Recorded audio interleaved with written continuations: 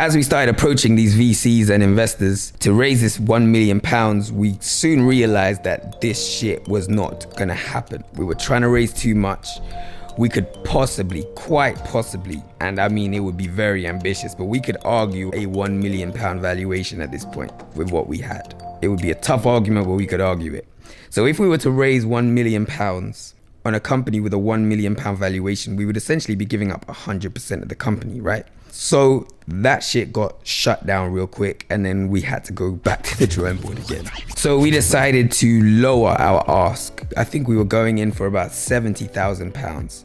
We knew to build the app in the UK was gonna cost us like 120K per platform. So 120K iOS, 120K Android. One of our partners, P-Cloud, I've been talking to them from a very early stage. They recommended we go where they were in Bulgaria and build our app out there. So at this point, we've created a new pitch deck. We got a new business plan. We got a new strategy. We're gonna try and raise about 70 to 100,000 pounds. We went out and started approaching investors. And soon after that, we ran into our next big problem. You see, it's easier to raise money for something that already exists because there's something to compare it to. You can try and start another hotel and say, these are the hotel figures for this particular area. So we think that we could take this much of this particular market. And you can see that the hotels in this area do X, Y, Z. So we will be competing within this.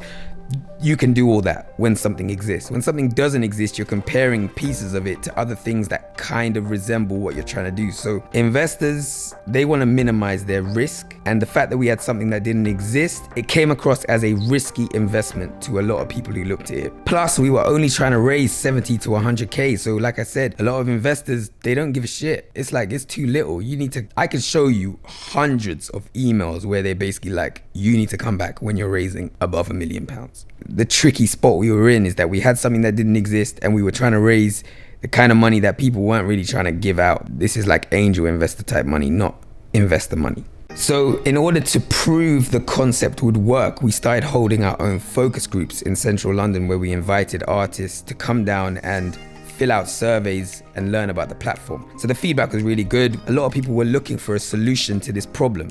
Not long after this, we decided to hold our first board meeting where we invited the entire advisory board and senior management into central London to have a more like an update kind of meeting where we bring everyone up to speed with what's been going on, what we're trying to do next. Now on this particular day, there was one person, one of the advisory board guys who had come, who we were very happy was there. Anyway, during the meeting now, I said something that one of the other advisory board members kind of challenged me on, and a couple other people challenged me on certain parts of my presentation, and I just handled everything. Like at this point, I've been doing this for 12 months. So to me, it was all like second nature.